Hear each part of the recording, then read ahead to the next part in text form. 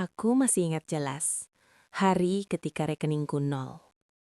Bukan cuma uangku yang habis, tapi juga orang-orang di sekitarku. Telepon yang biasanya ramai, mendadak sepi. Pesan-pesan yang dulu cepat dibalas, sekarang cuma dibaca. Bahkan orang yang kupanggil pasangan hidup, memilih pergi. Katanya, aku bukan siapa-siapa lagi. Katanya aku terlalu merepotkan. Katanya, dia butuh hidup yang lebih pasti. Aku tidak memohon. Aku tidak menangis di depan mereka. Aku hanya diam dan mulai membangun hidupku dari nol. Sampai suatu hari, saat namaku kembali disebut orang, mereka yang dulu paling cepat pergi, justru datang paling dulu untuk mengaku keluarga. Sebelum aku melanjutkan ceritaku, izinkan aku menyapa kamu yang sedang mendengarkan kisah ini. Jika kamu pernah merasa ditinggalkan saat sedang berada di titik terendah hidupmu, mungkin ceritaku akan terasa sangat dekat. Dukung channel ini dengan subscribe dan like, supaya semakin banyak orang yang sedang jatuh bisa menemukan kisah-kisah seperti ini. Karena kadang, yang kita butuhkan bukan nasihat, tapi bukti bahwa kita bisa bangkit.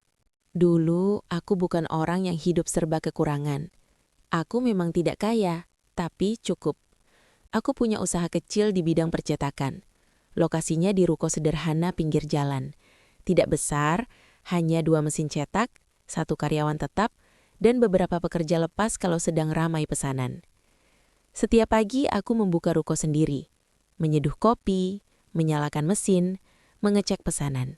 Hidupku terasa teratur. Tidak mewah, tapi stabil. Aku bisa bayar kontrakan, bisa makan layak, dan masih bisa menyisihkan sedikit uang untuk tabungan. Pasanganku saat itu sering bilang dia bangga padaku. Katanya dia suka melihatku sibuk bekerja, mengurus usaha sendiri, dan tidak bergantung pada siapapun. Kami sering membicarakan masa depan dengan nada penuh harapan.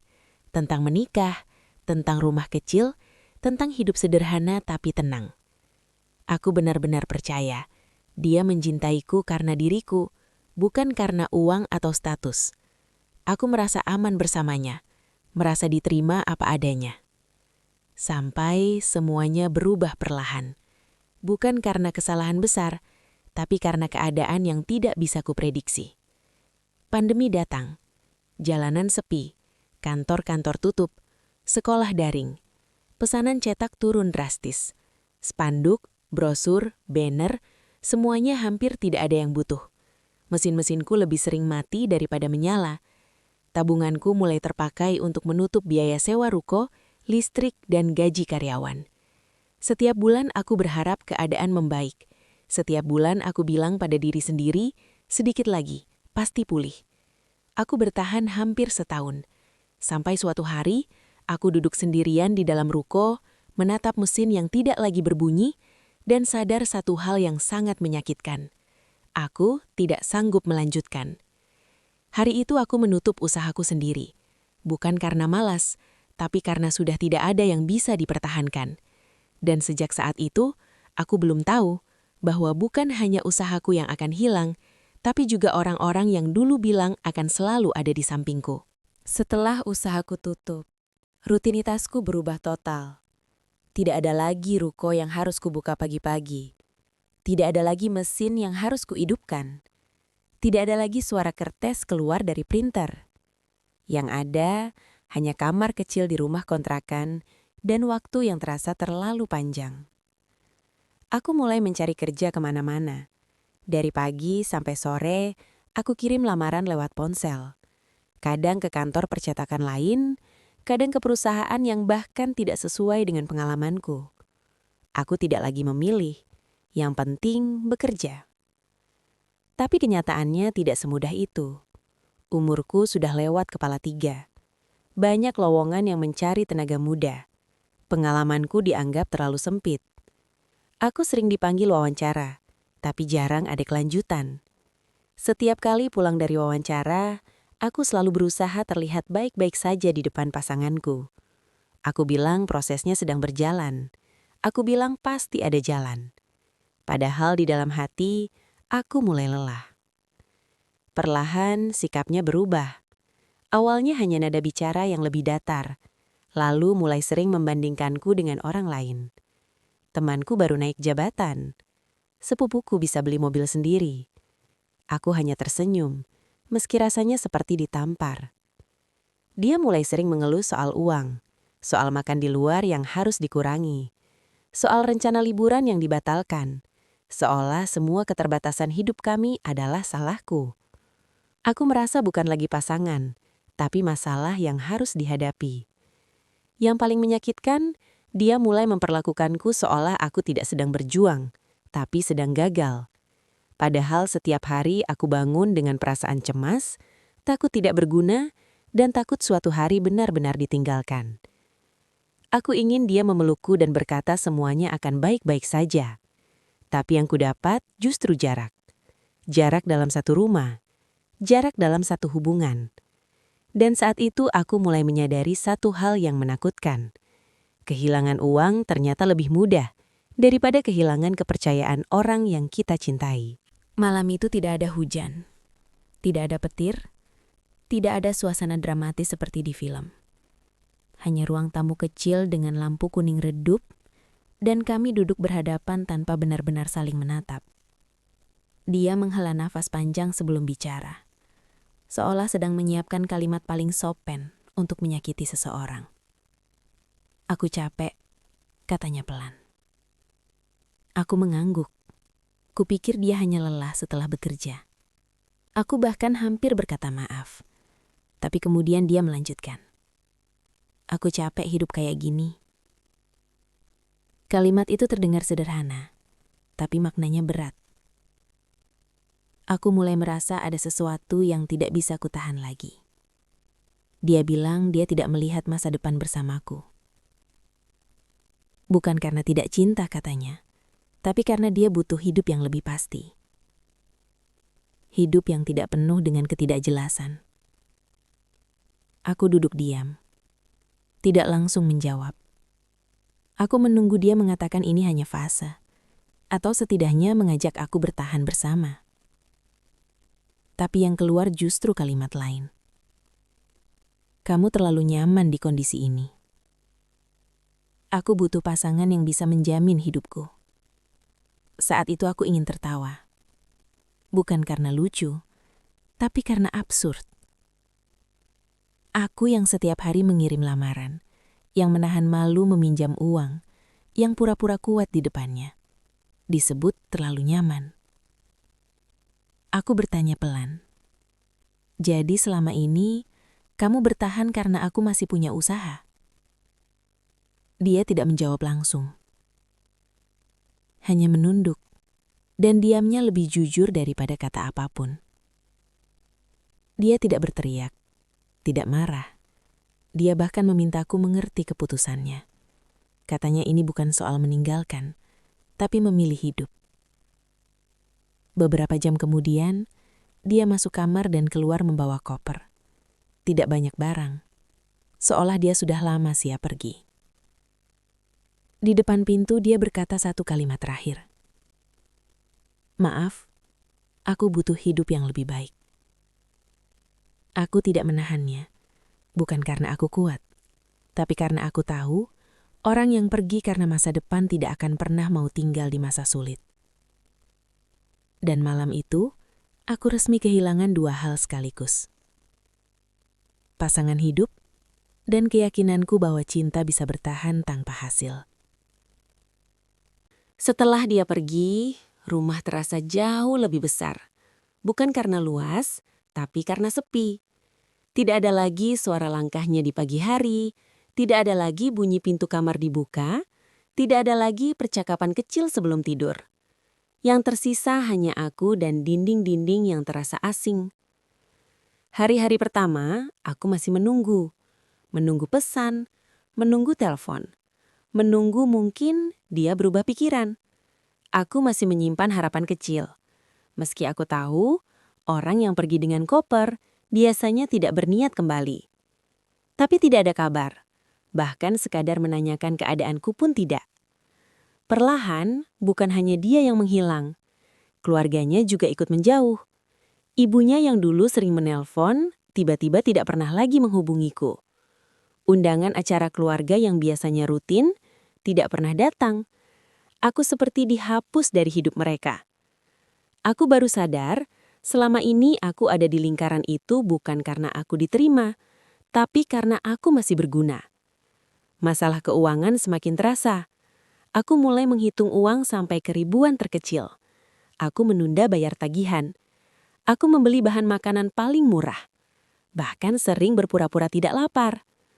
Untuk pertama kalinya dalam hidup, aku makan mie instan 3 kali sehari. Pagi, siang, malam. Bukan karena suka, tapi karena hanya itu yang bisa kubeli tanpa berpikir panjang. Aku mulai menjual barang-barang pribadiku. Awalnya jam tangan, lalu laptop lama, lalu beberapa perhiasan kecil. Setiap barang yang terjual terasa seperti melepas potongan hidupku sendiri. Aku tidak lagi malu miskin.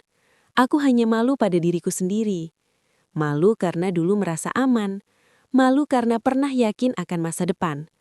Malu karena sekarang, aku bahkan tidak tahu harus mulai dari mana. Dan di tengah semua itu, aku menyadari satu hal yang paling menyakitkan.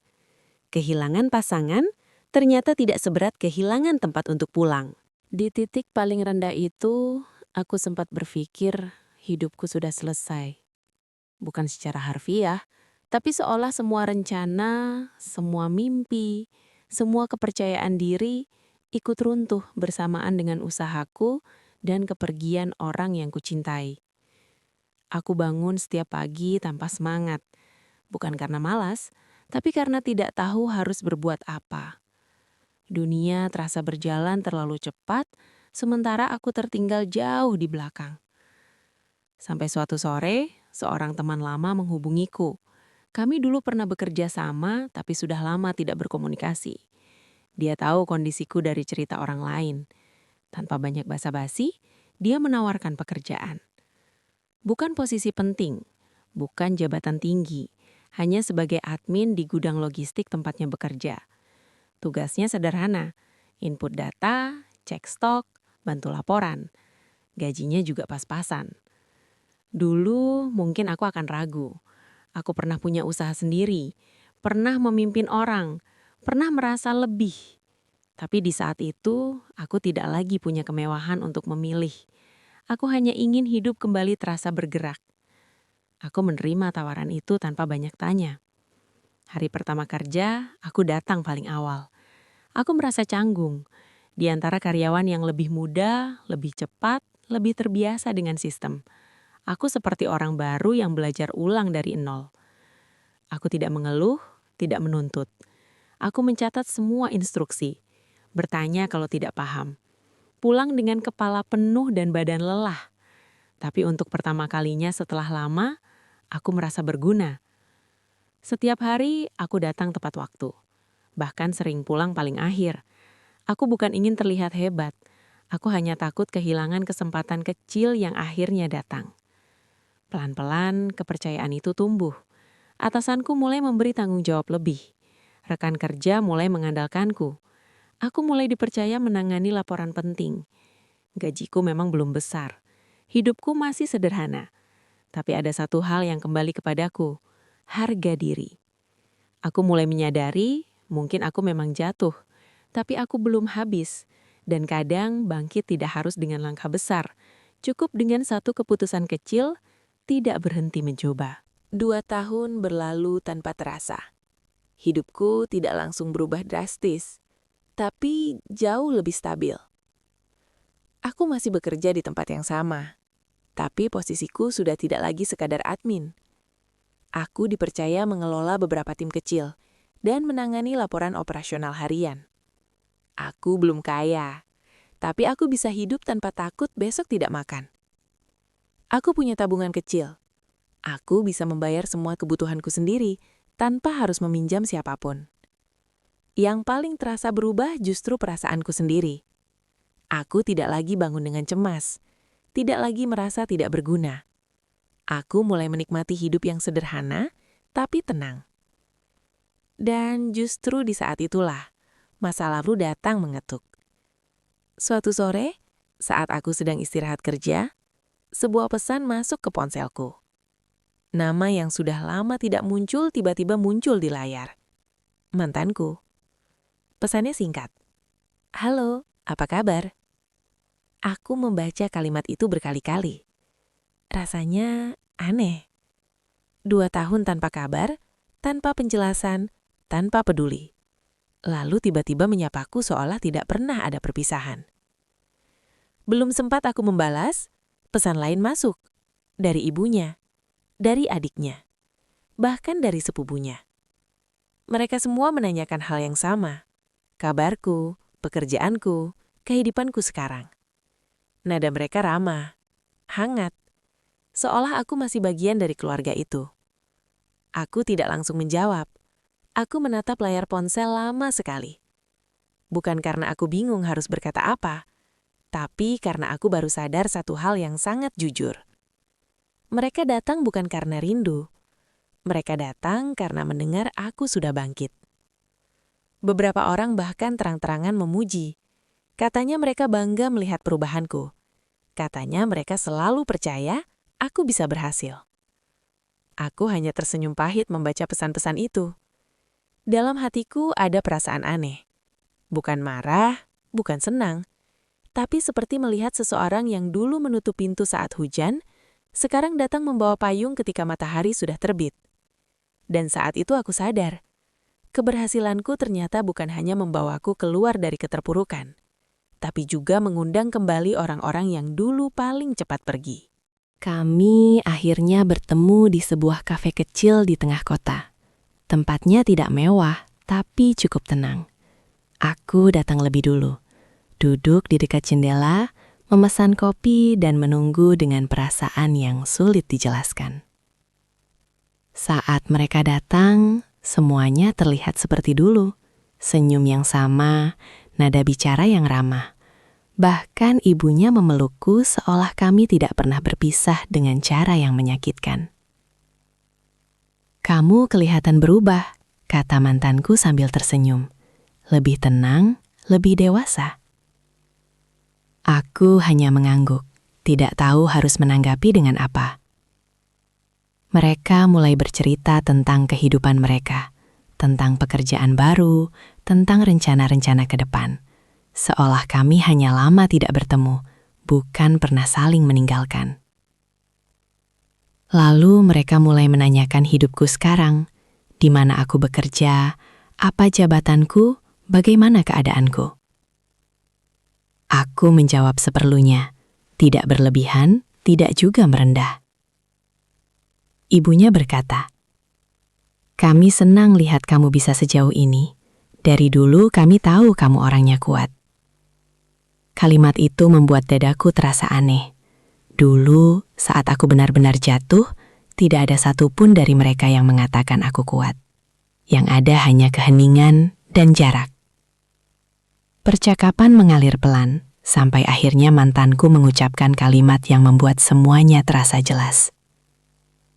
Kalau sekarang, mungkin kita bisa mulai lagi. Aku mengatapnya lama, bukan karena terkejut, tapi karena akhirnya aku mengerti maksud semua pertemuan ini. Dulu aku ditinggalkan karena bangkrut, sekarang aku dicari karena sudah bangkit. Aku tersenyum kecil. Bukan senyum bahagia, tapi senyum orang yang akhirnya paham pola hidupnya sendiri. Aku berkata pelan, aku tidak berubah karena kalian, aku berubah karena kalian pergi. Mereka terdiam, tidak ada yang langsung menjawab. Dan di dalam keheningan itu, aku sadar satu hal yang sangat penting. Dulu, aku menunggu mereka kembali. Sekarang aku bahkan tidak lagi berharap apa-apa. Aku tidak langsung menjawab tawaran itu. Bukan karena aku ingin membuat suasana canggung, tapi karena untuk pertama kalinya dalam hidup, aku benar-benar mendengarkan perasaanku sendiri. Aku menatap mereka satu persatu, wajah-wajah yang dulu begitu berarti dalam hidupku, wajah-wajah yang pernah kutunggu saat aku jatuh, tapi tidak pernah datang. Aku menarik napas pelan. Aku tidak marah, kataku akhirnya. Aku juga tidak dendam. Mereka terlihat lega, mungkin mengira jawabanku akan berakhir bahagia seperti di film. Mungkin mengira aku akan membuka pintu yang dulu mereka tutup sendiri. Tapi aku melanjutkan. Aku hanya sudah tidak berada di tempat yang sama lagi. Aku menjelaskan dengan tenang tentang malam-malam ketika aku makan mie instan sendirian, tentang menjual barang-barang pribadiku, tentang bangun pagi tanpa tahu harus kemana, dan tentang bagaimana tidak satupun dari mereka menanyakan keadaanku di masa itu. Aku tidak menyalahkan mereka, aku hanya menceritakan. Aku belajar berdiri sendiri bukan karena kuat, kataku, tapi karena tidak ada pilihan lain. Mantanku menunduk, ibunya mengusap matanya. Untuk pertama kalinya, mereka terlihat tidak tahu harus berkata apa. Aku tersenyum kecil. Bukan senyum pahit, tapi senyum orang yang sudah berdamai dengan masa lalu. Aku tidak berubah, kataku pelan. Aku hanya bertahan saat kalian pergi. Aku menolak kembali. Bukan karena sakit hati, tapi karena aku sudah tidak lagi membutuhkan pengakuan dari orang-orang yang baru datang saat aku berhasil. Kami berpisah dengan sopan. Tidak ada teriakan. Tidak ada pertengkaran. Hanya perpisahan yang kali ini benar-benar aku pilih sendiri. Dan saat aku melangkah keluar dari kafe itu, aku sadar satu hal sederhana tapi sangat penting. Dulu aku takut sendirian. Sekarang aku justru tahu. Kesendirianku adalah tempat aku menemukan diriku kembali. Dalam hidup, kamu akan tahu siapa yang benar-benar keluarga. Bukan saat kamu sukses, tapi saat kamu jatuh. Orang yang mencintaimu karena hasil akan pergi saat hasil itu hilang. Orang yang mencintaimu karena dirimu akan tinggal bahkan saat kamu tidak punya apa-apa. Aku belajar satu hal penting. Bangkit bukan untuk membuktikan siapapun salah. Bangkit itu untuk menyelamatkan dirimu sendiri. Dan kadang balasan terbaik bukan kata-kata, tapi versi dirimu yang tidak lagi membutuhkan mereka.